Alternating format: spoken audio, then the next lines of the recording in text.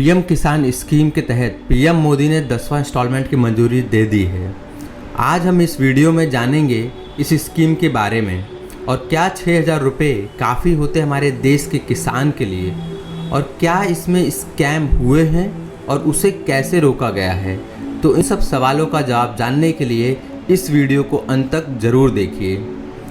PM किसान योजना, जिसे हमारे प्रधानमंत्री जी ने 24 फरवरी 2020 को लॉन्च किया था, आज स्कीम से करीबन 10 करोड़ से ज़्यादा किसानों को फ़ायदा पहुंचाया जा रहा है, जिसमें साल में 6,000 रुपये किसान के डायरेक्ट बैंक अकाउंट में ट्रांसफ़र किए जाते हैं 2,000 रुपये के 3 किस्तों में।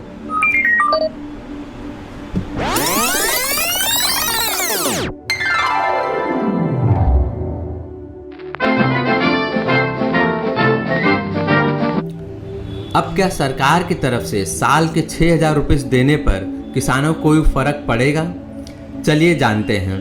नेशनल सैंपल सर्वे ऑफिस के अनुसार 2013 में एक किसान की एवरेज एनुअल इनकम यानी साल की इनकम 77,000 रुपये थी, जो बढ़कर 1,07,000 हो गई 2016-2017 तक। यानी कि इन 3 सालों में 30,000 रुपये की बढ़त हुई है। और 2018-19 तक एक किसान की साल की इनकम 1,23,000 रुपये थी। तो क्या वाकई में फार्मर्स के अच्छे दिन आ गए इन 4 से 5 सालों में? पर यह सिर्फ इनकम की बात थी। अब खर्च की बात करें तो ऑन एवरेज किसान अपने इनकम का 65% खर्च कर देता है। यानी 1,23,000 में से 65% खर्च करने के बाद उसके पास 48,000 रुपये जितने बचते हैं साल में। और अब 6,000 रुपये की मदद देने से उसके इनकम में 12% की बढ़ोतरी होती है। पीएम किसान स्कीम से हमारे देश के 87% किसानों को फ़ायदा पहुंचाया जा रहा है। अगर हमारे देश के 87% किसानों को साल में उनके 1 महीने कमाई की ज़्यादा से गवर्नमेंट की तरफ से मदद मिल रही है, तो ये छोटा पर अच्छा कदम है। जहां अच्छा होता है वहां बुरा भी हो जाता है।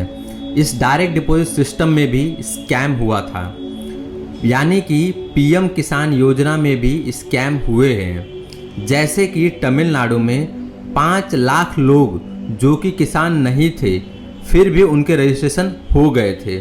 और ऐसे ही 110 करोड़ का स्कैम की जानकारी जैसे ही सरकार को पता लगी, वैसे ही इस स्टेट में इस स्कीम को रोक दिया गया और इस स्कैम से जुड़े लोगों को अरेस्ट भी कर लिया गया।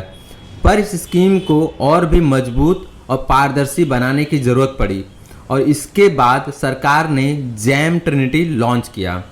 जैम ट्रिनिटी का मतलब है धन योजना, आधार एंड मोबाइल नंबर। और इस योजना से करीबन 70,000 करोड़ गलत हाथों में जाने से बचाया गया। ये टेक्नोलॉजी काफ़ी कारगर साबित हुई और पीएम किसान स्कीम की रकम को सही लोगों तक पहुंचाने में और करप्शन रोकने में भी।